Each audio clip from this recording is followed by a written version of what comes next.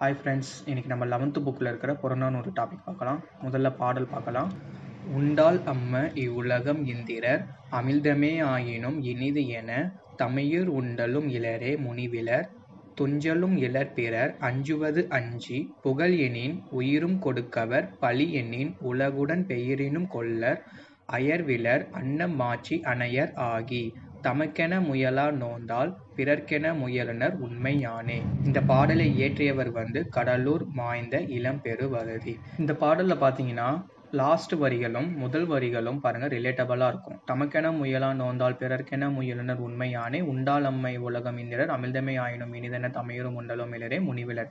இதை நம்ம பாடலின் பொருளை பார்க்க சொல்ல பாருங்க ஒன்றி வர மாதிரி இருக்கும். பாருங்களேன், தமக்காக உழைக்காமல் பிறர்க்காக பெரிய முயற்சியுடன் உழைப்பவர்கள் இந்திரனுக்குரிய அமிழ்தமே கிடைத்தாலும் அஃது உயிர் காப்பது என்பதற்காக தனித்து உண்ண மாட்டார்கள் என்பதனை குறிக்கிறது. அதாவது தமக்காக உழைக்காமல் பிறருக்காக பெரிய முயற்சியுடன், அது தமக்கென முயலா நோந்தால் பிறர்க்கென முயலுனர் உண்மையானேங்கிறதையும், இந்திரனுக்குரிய அமிழ்தமே கிடைத்தாலும் அது உயிர் காப்பது என்பதற்காக தனித்து உண்ண மாட்டார்கள் என்பதனை உண்டாலம்மை உலகம் இந்திரர் அமிழ்தமே ஆயினும் தனித்து உண்ண மாட்டார்கள் என்பதனை குறிப்பிடுகிறது. இப்ப நம்ம பாடலுடைய முழு அர்த்தத்தையும் பார்க்கலாம். தமக்காக உழைக்காமல் பிறருக்காக பெரிய முயற்சியுடன் உழைப்பவர்கள் இந்திரனுக்குரிய அமிழ்தம் கிடைத்தாலும் அது உயிர் காப்பது என்பதற்காக தனித்து உண்ண மாட்டார்கள், யாரையும் வெறுக்க மாட்டார்கள், சோம்பலின்றி செயல்படுவார்கள், பிறர் அஞ்சுவதற்கு தாமும் அஞ்சுவார்கள், புகழ் வரும் என்றால் தம் உயிரையும் கொடுப்பார்கள், உலகம் முழுவதும் கிடைப்பதாய் இருந்தாலும் பழிவரும் செயல்களை செய்ய மாட்டார்கள், எதற்கும் மனம் தளர மாட்டார்கள். இத்தகைய சிறப்புடையோர் இருப்பதால் தான் இவ்வுலகம் இன்றும் இயங்கிக் கொண்டிருக்கிறது என்பதனை இப்பாடல் அழகாக விளக்குகிறது. பாக்ஸ் கொஸ்டின் பாருங்க.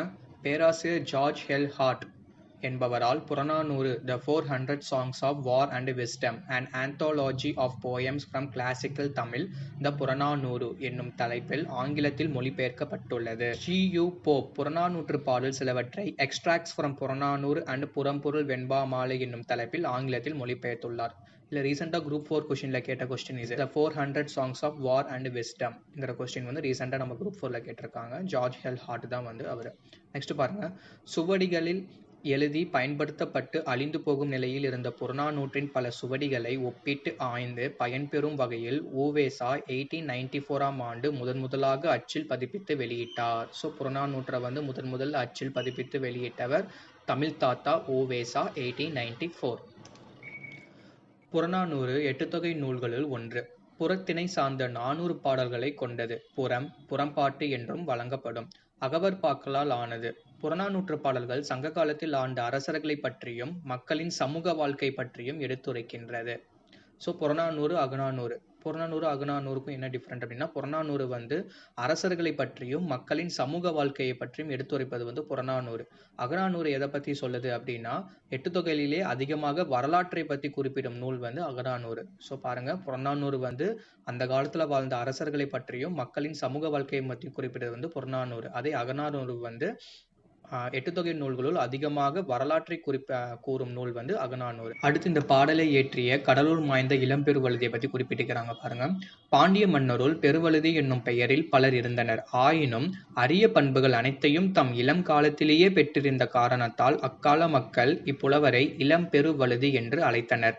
கடற்பயணம் ஒன்றில் இறந்து போனமையால் இவர் கடலுள் மாய்ந்த இளம்பெருவழுதி என்று பிற்காலத்தவரால் அழைக்கப்படுகிறார். இவரது பாடல்கள் புறநானூற்றில் ஒன்றும் பரிப்பாடலில் ஒன்றும் இடம்பெற்றுள்ளன. ஸோ புறநானூற்றில் இடம்பெற்றிருக்கு நமக்கு தெரியும். பரிப்பாடல் எப்படி ஞாபகம் வச்சுக்கலாம்னா, கடல்ல இறந்துட்டார், அவர் உயிர் பறிக்கப்பட்டுருச்சு. ஸோ பரிப்பாடல். சரிங்களா?